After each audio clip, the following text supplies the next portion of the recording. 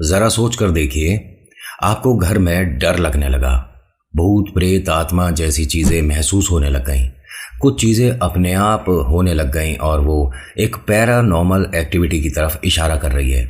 आपने किसी पंडित जी को अपने घर बुलाया, उन्होंने घर देखा, पूजा करी और साथ ही साथ आपको कहा कि एक छोटा सा उपाय है, ये पूरा घर का मतलब जितने भी मेंबर्स हैं सभी लोग ये कर दें। उनके जाने के बाद आपने किया नहीं क्योंकि आप व्यस्त हो गए। किसकी गलती है? कहीं ना कहीं आप उस शक्ति को मजबूत कर रहे हो। वो काफी समय तक शांत रहती है तो इसका मतलब ये होता है क्या वो चली गई? ऐसा नहीं होता मेरे भाई, क्योंकि जब ये शक्तियां एक बड़ा खेल खेलने वाली होती हैं, कुछ समय के लिए शांत हो जाया करती हैं। नमस्कार, हर हर महादेव, जय भोलेनाथ। आपका स्वागत। ये है चाचा के फैक्ट्स। मैं नितिन हूँ, कहानियां सुनाता हूँ। अगर आप पहली बार आए हैं तो मैं ये नहीं कहूँगा कि इस कहानी को देखते के साथ ही आप लाइक शेयर कर दो, कमेंट कर दो, सब्सक्राइब कर दो ना। आप 2-3 कहानियां देखिएगा। अगर आपको अच्छा लगता है कि हाँ इस चैनल पे हम दोबारा आना चाहते हैं तो प्लीज़ तब सब्सक्राइब जरूर करिएगा। अभी फिलहाल चैनल का इंट्रो, उसके बाद अगर कहानी सुनाता हूँ। कहीं नहीं जाना, पूरी कहानी सुनना। जय भोले।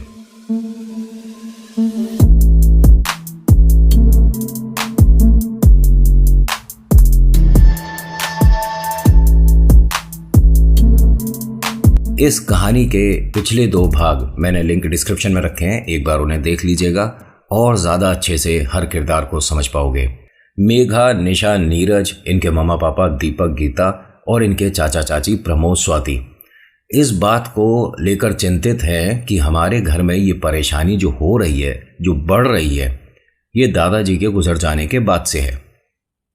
एक पंडित जी को फोन करके कहा कि क्या घर का कोई सदस्य जो गुजर जाता है वो प्रेत बनकर डरा सकता है?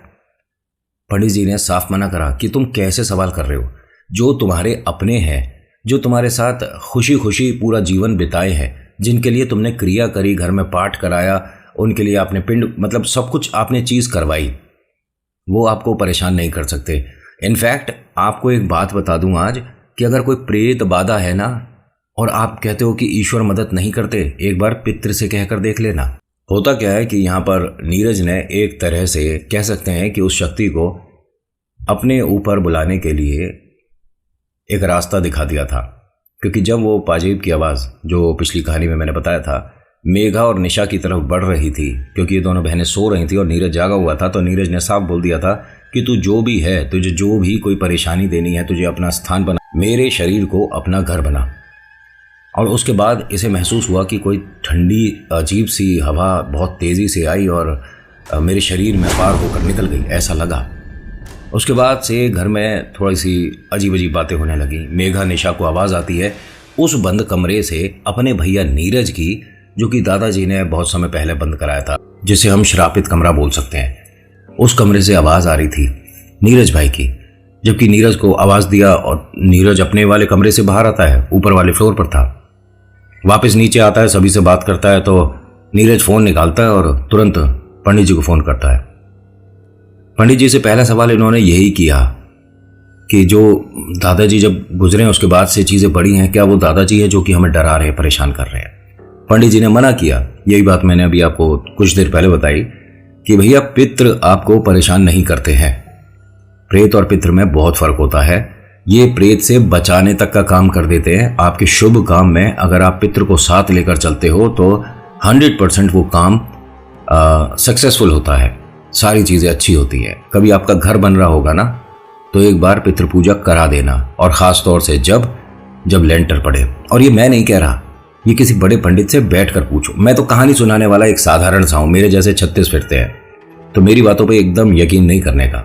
आपको पहले किसी बड़े पंडित जी से या अपने किसी घर में बड़े बुजुर्ग से पूछना कि ये जब छत डलती है, लेंटर डलता है, तो लड्डू क्यों रखे जाते हैं।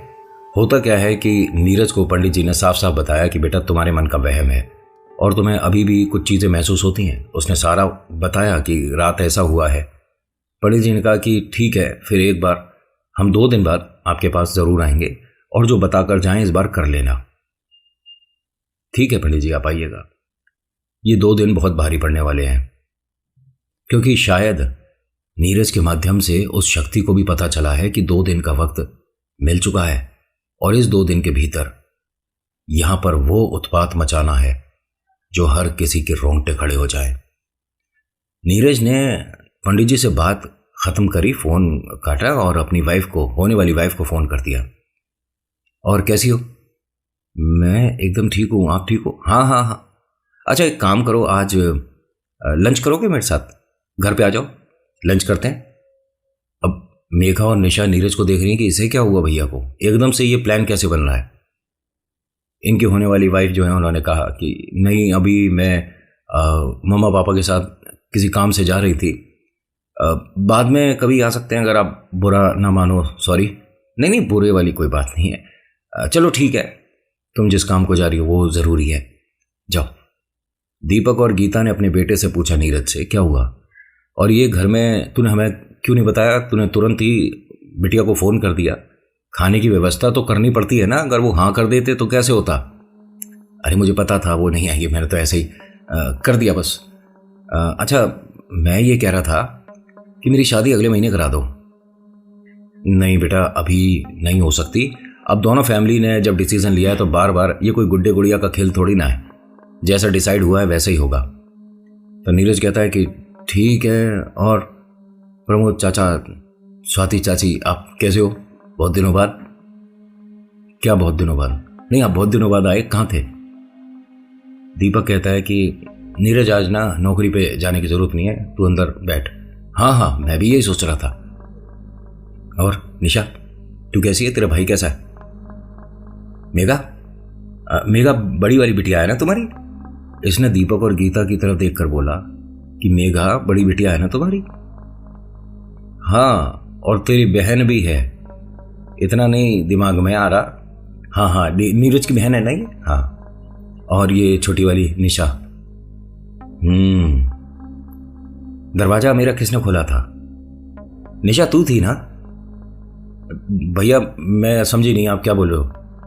अरे अभी नीरज को तो मैंने साइड बैठा रखा है, तू बता मेरा दरवाजे पे जो ताला था किसने खोला? बेटा बता बता बता बता बता। निशा डरती हुई अपनी मम्मा गीता के पीछे आकर खड़ी हो गई कि मुझे भैया से इस तरह से डर लग रहा है। भैया क्या कर रहे हो आप? ये बोल कैसे रहे हो? अरे डर क्यों रही? डरने की जरूरत नहीं है तुझे। ना ना ना ना ना ना ना, इधर आ इधर आ इधर आ। निशा का हाथ पकड़ के इसने बाहर की तरफ खींचा। इधर आ मेरे पास, इधर। ये मेरा दरवाजा तूने खोला था ना? हाँ हाँ, मैंने खोला है। हाँ, बहुत अच्छी बच्ची है तू तो। उसके सिर पर इस तरह से हाथ फेरने लगा। और निशा ये कहती है कि भैया के हाथों में बहुत सारी पिन थी, मुझे ऐसा लग रहा था। जब उसने चेहरे पर ऐसे फेरा ना हाथ निशा के, तो स्क्रैचेस। आप कहोगे कि नितिन कैसी बात कर रहा है, ऐसा कैसे पॉसिबल होता है? लेकिन मुझे जो बताया गया मैं 100% बताऊंगा, किसी को पिक्चर की कहानी लगे तो लगे। इनके चेहरे पर दोनों तरफ ऐसा लग रहा था कि जैसे किसी ने इधर इधर इधर ऐसे पिन पकड़ रखी हैं और चेहरे पर लगाकर खींच दी हो। निशा के चेहरे पर दोनों तरफ 4-5 लाइनें बन गई, स्क्रैचेस आनी शुरू हो गई, ब्लड आ गया। मम्मी फटाफट से फ्रिज से एक ठंडी वाटर लेकर आती है, इसका चेहरा धुलवाती है। इनके पापा दीपक वो शेविंग किट में से वो लेकर आते हैं फिटकरी, इसके चेहरे पर लगाई जाती है और ये रो रही है, चीख रही है, चिल्ला रही है। नीरज हंस रहा है।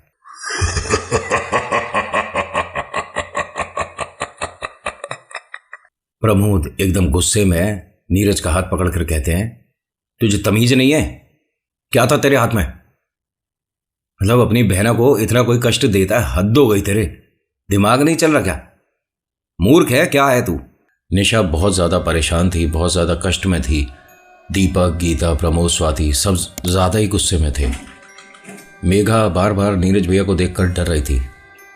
दीपक ने डांट कर नीरज से क्या बोला कि ऐसा है, ज्यादा ना दिमाग चलाने की जरूरत नहीं है, अपने कमरे में जाकर बैठो। चलो ठीक है, आप इतना परेशान क्यों हो रहे हो, मैं जा रही हूं। अब जैसे ही ये जाने लगा एकदम इसके पापा ने हाथ रोक लिया। एक कहाँ जा रहा है भाई? तेरे को कहा ना तू अपने कमरे में जा, तेरा कमरा ऊपर वाला है ना, सीढ़ियाँ चढ़ और जा अपने कमरे में। ये बंद जो दरवाजा रहता है इस भूतिया कमरे में कहाँ जा रहा है?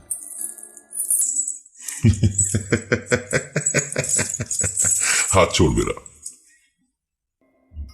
मैं तेरे को एक बार और समझा रहा हूँ, ये नौटंकी मत कर नीरज। क्योंकि ये सारी चीज़ें घर में जो हो रही है उसे तू बढ़ावा दे रहा है। ऐसी एक्टिंग करके तू क्या दिखाना चाह रहा है, क्या कर रहा है तू? मेरा हाथ छोड़ो, हाथ छोड़ो, वरना अच्छा नहीं होगा। नीरज को इस तरह से बात करते देख प्रमोद को भी बहुत गुस्सा आया कि अपने पापा से बात करने की तमीज़ नहीं है।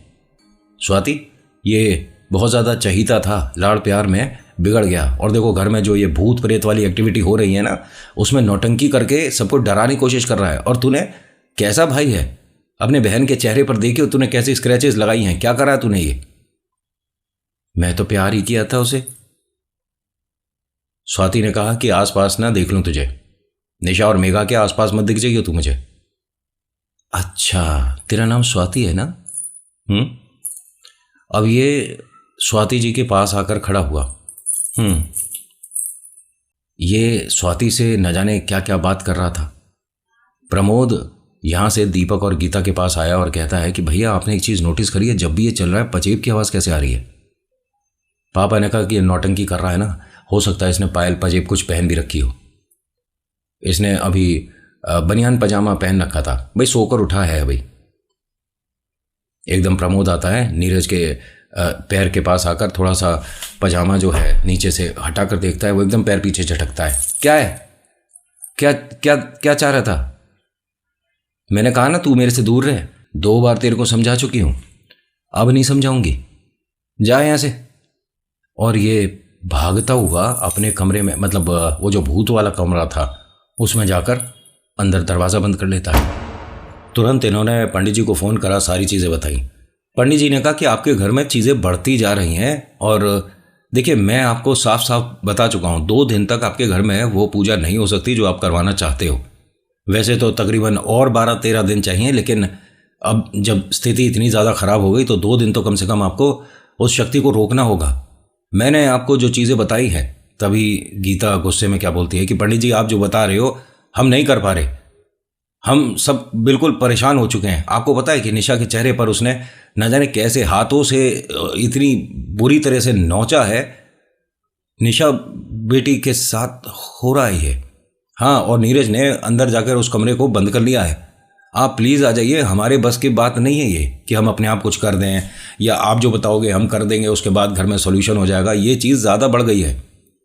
आप एक काम करिए, नीरज वाला दरवाज़ा बाहर से बंद करिए, मैं आता हूँ। नीरज का जब ये दरवाज़ा बंद करने गए तो नीरज दादाजी से बात कर रहा था, प्रकाश जी से। ऐसा कैसे हो जाएगा? लेकिन प्रकाश जी की आवाज़ आ रही थी। गीता एकदम स्वाति को बुलाती है, इधर आ 1 मिनट, ये आवाज़ सुन, ये बाबूजी की आवाज़ नहीं है?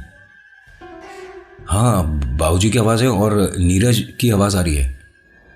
यानी बाबूजी ने उस शक्ति को भगा दिया होगा और सब कुछ ठीक हो गया होगा। ये हो गया होगा लेकर नहीं चलना दिमाग में। पंडित जी ने क्या बोला था, उसे बाहर से बंद कर दो अभी दरवाज़ा मेरे आने तक, है ना? ये क्या कर रही हैं अब? दरवाज़ा खोलती हैं। जब इन्होंने दरवाज़ा खोला तो ज़मीन पर नीरज बैठा हुआ था, पूरा प्रॉपर श्रृंगार कर रखा है। इस कमरे में साड़ी और बाकी श्रृंगार का सामान कैसे आया? ये बहुत समय से पहले से किसी को भोग लगाया हुआ था जो आज इसने पहना है। इन दोनों को देखकर थोड़ा सा मुस्कुराता है नीरज। क्या हुआ? तेरे बाबूजी से बात कर रही थी, चला गया वो। और हाँ, उसने एक और बात बताई है कि वो जिस पंडित के बारे में तुम बात कर रहे हो ना, बाहर जाकर उसे बुलाओगे, मुझे भेजोगे। मैं अकेली नहीं जाती, जोड़े से जाती हूँ। और हाँ, नीरज की जिससे शादी हो रही है ना, उसे बुला। 1 मिनट, नीरज क्या क्या बेकार की बात कर रहा है तू? नीरज नहीं है यहाँ, तू कहे तो मार दूं। सिर्फ मेरे से बात होगी फिर तेरी, मार दूं तेरे नीरज को, मेरे लिए ज्यादा बड़ी बात नहीं है। इसने अपने चेहरे पर इस तरह से हाथ रखा, तभी ये दीपक और प्रमोद आ गए। क्या कर रहे हो तुम दोनों? मेरे से बहुत बड़ी गलती हो गई कि मैंने आपको मतलब जगह अच्छे से नहीं दे, आप बाहर चलो। ये बहुत परेशान है, इसे समझ ही नहीं आ रहा है। लेकिन नीरज अपने पापा को देखकर बहुत तेज तेज हंसने लग गया। बहुत जल्दी समझ गया तू मैं तेरे नीरज का क्या करने वाली थी। अब यहाँ पर प्रमोद कहता है कि दीपक भाई, ये इसने जो कपड़े पहन रखे हैं आपको ध्यान है? 7-8 साल पहले घर के अंदर किसी ने कुछ चीज़ रखी थी, टोटका रखा था, तो पंडित जी ने उतारा करवाया था और पिताजी के हाथों ये पूरा श्रृंगार का सामान इस कमरे में पहुँचवाया था और उस वक्त हम सबको एक कमरे में बंद कर दिया। ये ध्यान है ना आपको? ये वही साड़ी है। दीपक ने कहा कि हाँ मुझे सब ध्यान है, लेकिन इसको कैसे मिली ये नहीं समझ आ रहा। ऐसा तो है नहीं इस कमरे में बाबूजी ने ऐसे ही जाकर फेंक दी होगी। पंडित जी ने बताया था कि वो आपको एक तरह से कमरे में छुपानी है, किसी के हाथ ना लगे और कभी कोई उसे पहने ना। जब बड़ी विपदा आएगी तो इसी के माध्यम से आप बच पाओगे और इसने वो पहन रखी है। पंडित जी को एक बार फ़ोन करना। तभी स्वाति कहती है कि अरे अभी वो चले होंगे, बार बार फ़ोन मत करो। निशा अपने कमरे से कहती है कि मम्मी, मम्मा, अब भूख लग रही है बहुत देर से, मुझे खाने को तो दे नहीं रही तू। अब ये चारों जो परेशान थे, दीपक, गीता, प्रमोद, स्वाति, निशा की तरफ देखते हैं। निशा के बाल बिखरे हुए हैं, काजल फैला हुआ है, चेहरे पर तमाम स्क्रैचेस हैं। माता पिता ने से बोला था कि किसी डॉक्टर वैद्य के पास लेकर चलते हैं, तो मना करती है कि नहीं मेरे दर्द नहीं हो रहा और ये जो निशान है धीरे धीरे हट जाएंगे, कोई दिक्कत नहीं है मुझे। पहले दर्द के मारे चिल्ला रही थी, अब कह रही है कि सब कुछ ठीक है। ए मम्मी, ए गीता, वो एकदम देखकर कहती हैं कि बेटा बात करने की तमीज़ नहीं है क्या? क्या नाम कैसे ले रही है तू? अरे तू मुझसे छोटी है तो तेरा नाम नहीं लूँगी मैं। हमारे गांव में तो जितनी भी छोटी महिलाएं होती हैं उनके तो हम नाम लेते हैं। स्वाति समझा, जेठानी है ना ये तेरी, तो समझा इसे कैसे बात करते हैं बड़ों से। स्वाति कहती है कि गीता दीदी, इसके ऊपर भी कोई हवा आ चुकी है। मेघा को बुलाओ 1 मिनट। मेघा कहाँ है? अब मेघा को ढूंढ रहे हैं भाई साहब, पूरे घर में मेघा नहीं मिल रही। ये क्या हो रहा है? इस कमरे में एक ही तो प्रेत होगा आई गेस, है ना, जिसने नीरज को अपने वश में कर रखा है। तो ये अब निशा के साथ कैसे हो रहा है? अगर वो कमरे से बाहर आकर किसी और पर ये प्रेत खेल रहा है तो पहले वाला ठीक हो जाना चाहिए ना। ये नीचे वाले घर में तमाम दीपक, गीता, प्रमोद, स्वाति ढूंढ चुके थे मेघा को। तभी नीरज वाले कमरे का दरवाज़ा बंद हुआ। ऊपर वाला कमरा जो है ना नीरज का, उसका दरवाज़ा बंद हुआ। इन चारों ने देरी नहीं करी और भागना शुरू करा। निशा अपने कमरे में इन्हें देखती है ऐसे और हंसने लग जाती है। देर कर दोगे तुम सब। ये भागते हुए गए, देखते हैं बाहर से नीरज का दरवाज़ा बंद है। बेटा मेघा, दरवाज़ा खोल, देख मम्मी पापा तुझसे नाराज़ नहीं है, किसी बात को बेटा गुस्सा लेकर बैठी है क्या? दरवाज़ा खोल। स्वाति बोलती है कि देख तुझे मम्मी पापा से बात नहीं करनी, निशा से, नीरज से बात नहीं करनी, लेकिन मेघा अपनी चाची से तो बात करेगी। बेटा दरवाज़ा खोलियो। अब ये लोग ना ध्यान से सुन रहे थे तो इसमें नीरज की आवाज़ भी आई। ये नीरज है कमरे में, ऐसा कैसे हो जाएगा? उसे बाहर से बंद करके आए हैं तो एक मिनट भैया, ये विंडो खोलना।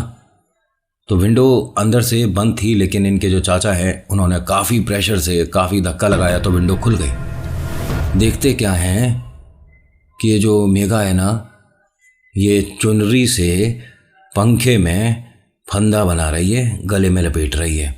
इनके जो चाचा हैं वो बिना देरी करते हुए अपने भाई दीपक को कहते हैं भैया 1 मिनट साइड हट जाइए। वो जैसे ही साइड हटाते हैं ये खूब तेज़ तेज़ इस दरवाजे में कंधा मारने लग जाते हैं कि किसी तरह से दरवाज़ा खुल जाए। खुली खिड़की से स्वाति और गीता ने भी देख लिया। तभी वो चिल्लाती है कि बेटा ये सब मत कर, मेघा क्या परेशानी है तुझे, बेटा बैठकर बात कर, मेघा ये नहीं कर। ये सब बोले जा रहे हैं और ये दीपक और प्रमोद कोशिश कर रहे हैं दरवाज़ा खोलने की। वो फंदा गले में लगा लेती है, पैर हवा में झूल जाते हैं, दरवाज़ा एकदम से खुलता है और एकदम से प्रमोद लड़खड़ाता हुआ कमरे में आता है और अपनी भतीजी के पैर पकड़ के उसे हवा में उठाता है। वो बेहोश सी हो रही थी, नींद में हो रही थी, उसे पता ही नहीं कि मैं क्या कर रही हूँ। दीपक और गीता ज़मीन पर बैठे रो रहे थे। प्रमोद, स्वाति अपनी बिटिया मेघा को संभाल रहे थे। निशा के तेज नीचे हंसने की आवाज़ें आ रही थी। पूरे घर को चबाऊंगी। इसको ज़मीन पर लेटाते हैं, पानी छिड़कते हैं। मेघा जैसे ही उठती है बहुत ज़्यादा डरी हुई अपने चाची के गले लगकर रोने लग जाती है। प्रमोद पूछता है कि बेटा कोई परेशानी है क्या, तेरे मम्मी पापा ने तेरे को कुछ बोला है क्या, इतना गलत और बड़ा कदम उठाने से पहले तेरे को बिल्कुल सोचना नहीं चाहिए था क्या, क्या हुआ है, लाइफ में ऐसी कौन सी प्रॉब्लम है जिसका सॉल्यूशन नहीं होता। चाचा आप क्या बोल रहे हो, मेरे गले में दर्द क्यों हो रहा है, और ये चुनरी मेरे गले में कैसे बंधी हुई है। बेटा ये तू बताएगी ना, कर क्या रही थी। उसने कहा कि मैं तो सो रही थी, लेकिन नींद में मुझे ऐसा लगा कि मेरे हाथ पैर सब कोई खींच रहा है। एक अजीब सा जानवर ना दूर से एकदम मेरे पास आता है पैरों तक, और फिर मुझे देखता है, इधर उधर भागता है, और अजीब से उसकी शक्ल है, बार बार आता है और मुझे छू कर भाग रहा है। एक औरत है दूर से बैसाखी के सहारे चल रही है, उसके अजीब अजीब से नाखून, अजीब सी शक्ल, अजीब सा डरावना सा फेस। लेकिन मैं नींद में इतनी ज़्यादा थी कि कुछ क्लियर समझ नहीं आया। मम्मी ने कहा, गीता ने, कि बेटा तू नींद में नहीं थी, तू खुद चलकर इस कमरे में आती है, दरवाज़ा बंद करती है, फंदा लगाती है और लटक जाती है। क्या हुआ है ये सब। मम्मी मैंने नहीं किया है। अभी ये सब लोग ना मेघा को संभाल रहे थे, तभी नीरज के कमरे से, वो जो बंद कमरा है ना भूत प्रेत वाला, उसमें से नीरज के रोने की आवाज़ आनी शुरू हो गई। मम्मी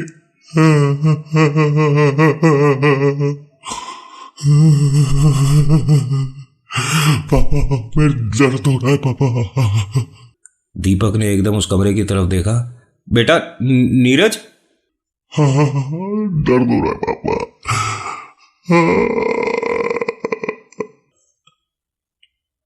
एकदम से आवाज आनी बंद हो गई। दीपक और प्रमोद यहां से भागते हुए नीचे आते हैं, दरवाजा खोलकर देखते हैं। उसका एक हाथ जमीन पर ऐसे है, उस पर कील ठुकी हुई है, दूसरे हाथ में इसके हथौड़ी थी और रो रहा है। जैसे ये देखा दीपक जी बेहोश हो गए। अब प्रमोद भाई को समझ नहीं आ रहा कि मैं क्या करूं, किसकी मदद करूं। घर में मेघा, निशा या गीता, स्वाति के सामने इसका ये हाथ इस तरह से आया ना तो। भैया, दीपक भैया, दीपक भैया आप उठो ना। ऊपर से ये गीता और स्वाति पूछती हैं, क्या हुआ। नहीं नहीं सब ठीक है, मैं क्या करूं। ये फटाफट वॉशरूम में गए, वहां से पानी थोड़ा सा लेकर आते हैं। दीपक जी पे पानी छिड़कते हैं थोड़ा सा। ये उठते हैं, बैठते हैं, दरवाजे के सहारे लग जाते हैं और रोते रहते हैं बैठ के। मेरे बेटे के साथ क्या हुआ, क्योंकि उसकी आंखें बड़ी हुई थी, जीभ बाहर निकल चुकी थी, हाथ में कील थी, दूसरे हाथ में हथौड़ी। वो सोच रहे थे सब कुछ खत्म हो गया। प्रमोद अपने आंखों से आंसू पोंछता हुआ नीरज के पास आया। प्रमोद जी ने जैसे ये कील हटाई, इसने पलकें झपकानी शुरू कर दी, एकदम हंसने लगा। दीपक जी बिना डरे, क्योंकि इस वक्त कोई और है, नीरज नहीं है ये, बिना डरे एकदम से इसके पास आते हैं, इसे अपने गले लगा लेते हैं। बेटा तू ठीक है।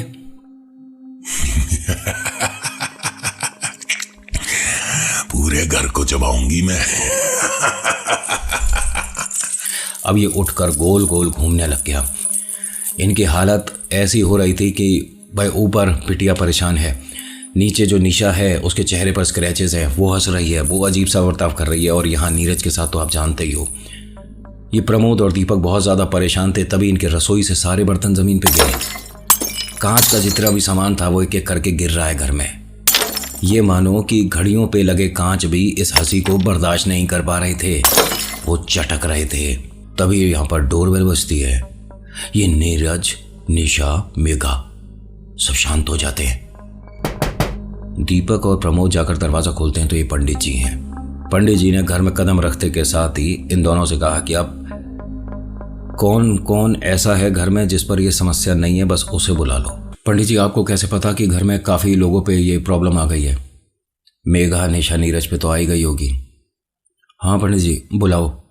गीता, स्वाति दोनों को बुलाया गया। अब दीपक, गीता, प्रमोद, स्वाति इन सभी के हाथ में थोड़ा थोड़ा सा कोयला रखा पंडित जी ने।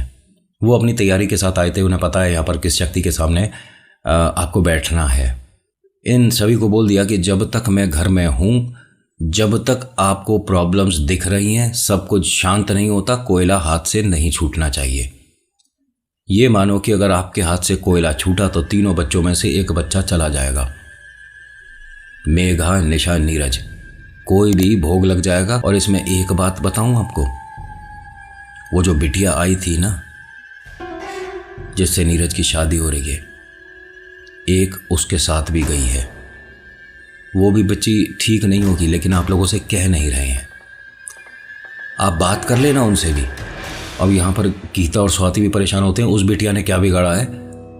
करे उसी की वजह से तो ये सब कुछ शुरू हुआ है। अब यहाँ सब कंफ्यूज हो गए कि उसकी वजह से कैसे शुरू हो जाएगा। नहीं, पूछो जब नीरज ठीक होगा उससे, उसने कोई चीज़ इसे तोहफे में दी थी और तब आपके दादाजी जिंदा थे, उन्हें पता थी ये बात। नीरज ने वो चीज़ इस कमरे के अंदर रखी थी अपने घर वालों से बचाने छुपाने के लिए। दरवाज़ा पहले ये खोल चुका है। ये सब हमें नहीं पता था, आपको भी बहुत कुछ नहीं पता। अब देखिए, यहाँ पर उतारा जिस तरह से हुआ था ना, वो मैं डिस्कस नहीं करूँगा। बस ये मानिए कि पंडित जी को यहाँ पर पाठ करने में, कहते हैं कि ज़िंदगी में इतनी कभी परेशानी नहीं हुई जितनी इस वाले प्रेत को या इस चीज़ को रोकने या शांत करने के लिए था। आपको क्या लगता है कि ये सब कुछ ठीक हो गए, नॉर्मल हो गया सब कुछ, और ये कमरा अब खुल गया होगा, बैठक बन गई, अब सब लोग बैठ सकते हैं? नहीं, ये दरवाज़ा पहले तो दिखता था, उतारे के बाद यहाँ पर ईंट सीमेंट से ना चिनाई करा के दीवार बना दी। और हाँ, पंडित जी ने जो दीवार थी उसके बाद चीज़ें रखी हैं, इनके नाम के पुतले रखे हैं, फिर उसके बाद दोबारा से एक ईंट और सीमेंट से दीवार बनी है, यानी डबल बनाई गई है। इनके घर में कोई आता है, कोई पूछता है, बात करता है, ये दरवाज़ा इस तरह से क्यों है, या इधर ये आपने दीवार क्यों बनवा दी, कमरा बड़ा था, मना कर देते हैं कि नहीं जी, यहाँ पर कोई कमरा नहीं था और यहाँ कोई कमरा है भी नहीं। ये किसी को एंटरटेन नहीं करते। बहुत से लोग हैं ना, नहीं ऐसी जगह हम जाकर देखते हैं या आसपास क्या है ऐसा, ये साफ मना करते हैं कि हमारे घर में कोई प्रेत आत्मा नहीं है, हमारे घर में ऐसा कुछ भी नहीं है, क्योंकि इस चीज़ को अब बाहर लाना चाहते नहीं। मेघा, निशा, नीरज सब ठीक हुए। नीरज की शादी 3 साल पोस्टपोन हुई, क्योंकि वो प्रेत जो था, अगर नीरज और भूमिका दोनों की शादी हो जाती तो फिर समस्या इतनी बड़ी हो जाती कि इनमें से शायद एक ही बचता। आज की कहानी में इतना ही। कैसी लगी बताना ज़रूर। So thank you so much for watching. मेरा नाम नितिन है। मुलाकात करूंगा एक नेक्स्ट वीडियो में। हर हर महादेव, जय भोलेनाथ। धन्यवाद। और हाँ देखो, आज आपको एक बात तो अच्छी लगी होगी कि मैंने बहुत ज़्यादा इधर उधर की बातें नहीं करी, और उसके लिए अपना दूसरा चैनल है चाचा का रेडियो, उसी पर जाकर मैं बहुत सारी बातें करता हूँ आपसे। इस पे कट टू कट कहानी आएगी। सो धन्यवाद।